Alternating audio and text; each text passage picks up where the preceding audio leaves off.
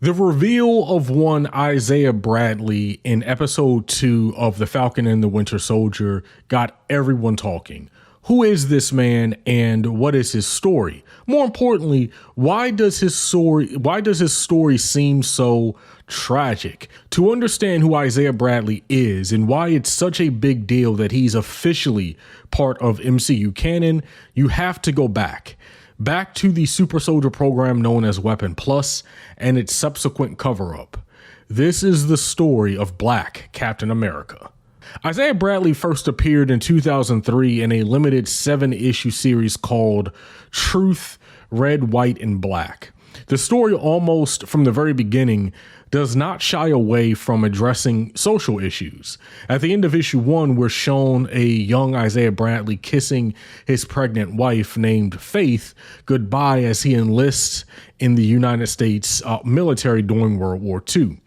Isaiah and a bunch of other Black soldiers, around 300, are taken to Camp Cathcart, Mississippi, for training. And as soon as they get there, once again, the comic does not shy away from depicting what that camp put them through. It becomes clear upon their arrival that there is a plan in motion to use them as test subjects. We see 3 main conspirators, one of whom is Dr. Abraham Erskine, who is a Nazi scientist who defected to the United States and created the super soldier serum. Interestingly enough, this character was played by Stanley Tucci in Captain America: The First Avenger.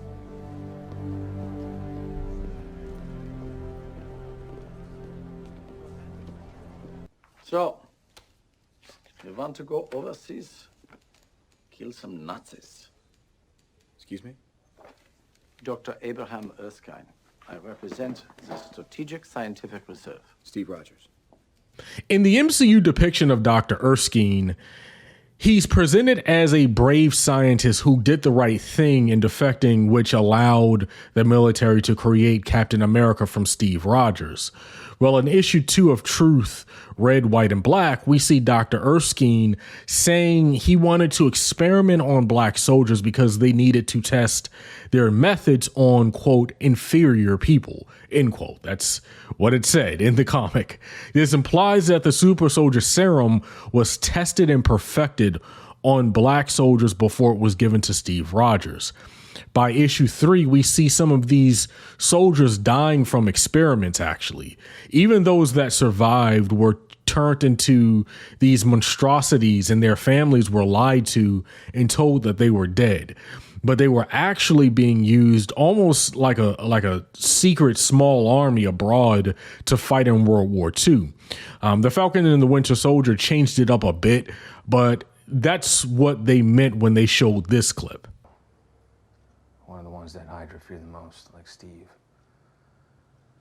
We met in 51. If by met you mean I whooped your ass, then yeah. We heard whispers he was on the peninsula. But everyone they sent after him never came back. So the U.S. military dropped me behind the line to go deal with him. I took half that metal arm in that fight in Goyang, but I see he's managed to grow it back. But Isaiah Bradley and the Black soldiers that survived the experiments were low-key kicking ass overseas. Then everything goes to hell. After a series of unfortunate events, Isaiah Bradley's entire unit is killed, and he's the only one left alive. His commanding officers send him on a suicide mission that he knows is a suicide mission already going in, behind enemy lines to take out a German camp, and he steals a Captain America outfit before leaving. Hence the name Black Captain America, not only because of the super soldier serum he received, but because he actually wore a cap suit on his last mission before being captured by the Germans and eventually sent to prison. Issue 5 was probably the hardest to read out of all of them. This is the issue where we see Isaiah Bradley by himself wrecking shop in a German camp. I mean, he lays waste to almost everything in the camp. Then he gets captured after something really insane happens that I don't even want to go over. Read issue 5 if you want to see how that happened and how he gets captured. But then all of a sudden we fast forward to present day, the present day United States, and we see the real Captain America, Steve Rogers, talking to the woman he believes is Isaiah's widower, Faith, and assuming Isaiah Bradley was captured and killed. So we actually realize as the reader that the entire story has been narrated by Faith as she told Isaiah's story to Captain America, who did not know about Isaiah Bradley back during the war because everything was covered up. And then, of course, he was frozen in ice. Issues 6 and 7 are really just about Steve Rogers going around tracking down the culprits behind Project Rebirth, which they called Project Super Soldier in this series. He finds Colonel Walker Price, who was one of the other men behind what happened back during World War II, along with Dr. Erskine. And Colonel Price, now a lot older, tells Captain America the origins of the program and how it dates back before the war even started, before World War I, actually.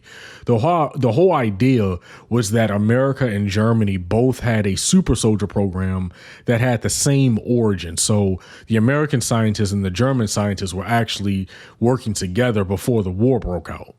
And it became, after the war broke out, it actually became an arms race of sorts where the scientists involved, Dr. Erskine was one of them. And the name of the other guy actually escapes my mind right now, but they basically parted ways and Dr. Erskine defected to the United States and the other scientist stayed in Germany. And it was that other scientist that Isaiah Bradley's commanding officer sent him after when he got captured. Okay. And like I said, it became this arms race between the two countries to see who would be the first to perfect the super soldier serum and then stop the other side from finishing their respective operations. So Faith tells Cap about this whole story and how Isaiah was rescued by members of the German underground, and how when he eventually made his way back to the United States, as soon as he reported into command, he was arrested and court-martialed and given life in prison for, get this, for stealing Captain America's uniform. I kid you not. But he didn't serve life, obviously. He was in prison for 17 years before President Eisenhower pardoned him under the condition that he and his wife, he and Faith, would swear that they would remain secret about what happened. They would keep the secrecy intact. That was the stipulation. This whole time, Cap is stunned because he had no clue Isaiah Bradley even existed during his time and was a contemporary of his. People have heard about the Weapon X program, but Weapon X was the 10th iteration of the original Super Soldier program that started with Isaiah Bradley and Steve Rogers. One was remembered as a national hero. The other was erased from history and in prison. And at the end of the series, we see Cap taking a picture with Isaiah Bradley, whose mind has been effectively destroyed for various reasons. And so he can't even speak anymore. You know, he's basically, his wife Faith says he's like a child now because his brain is deteriorated, because they were using like this older, more impure, rougher form of the serum, not the same serum that they gave to Cap. Right. So it's crazy to think about everything he went through and was still able to survive all of it, despite all of that. So this is why it's such a big deal that Isaiah Bradley has been introduced into the MCU.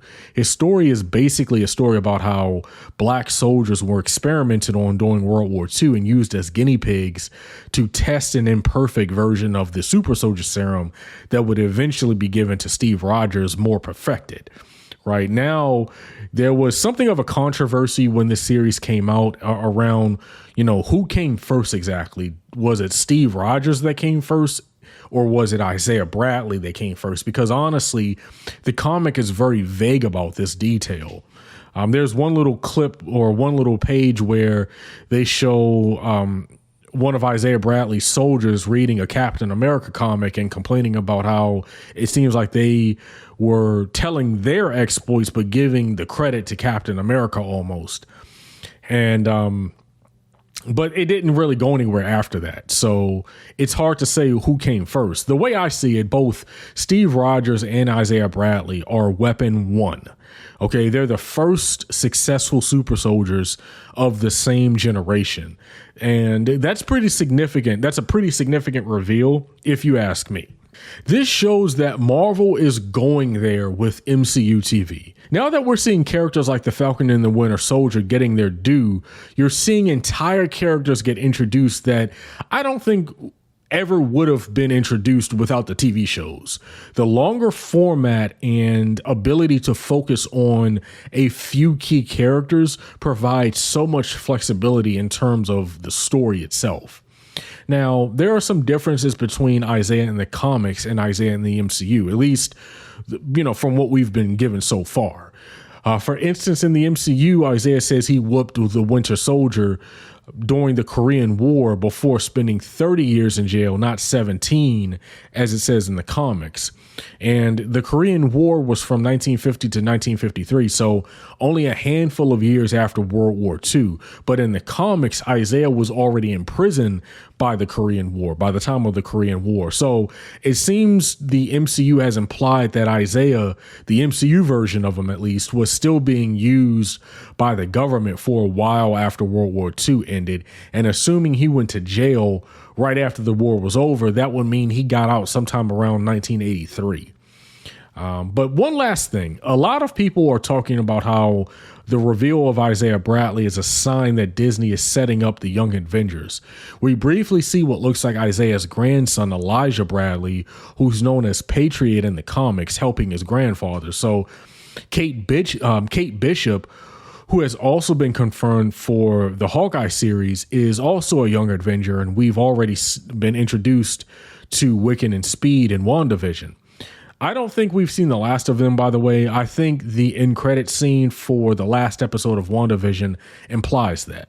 I could definitely see the Young Avengers happening in maybe 2 to 3 years for sure, but there are some loose ends that have to be tied up first. First, we need to know if Wiccan and Speed are really gone, and if not, they'll have to come back first. We also won't be introduced to Kate Bishop until the Hawkeye series. So don't expect the Young Avengers anytime soon. But like I said, maybe 2 to 3 years, and we might get it for sure. But my name is Brian of Brian and Tisha Reacts. Thank you for watching this video. Make sure you like, share, and subscribe. Thank you.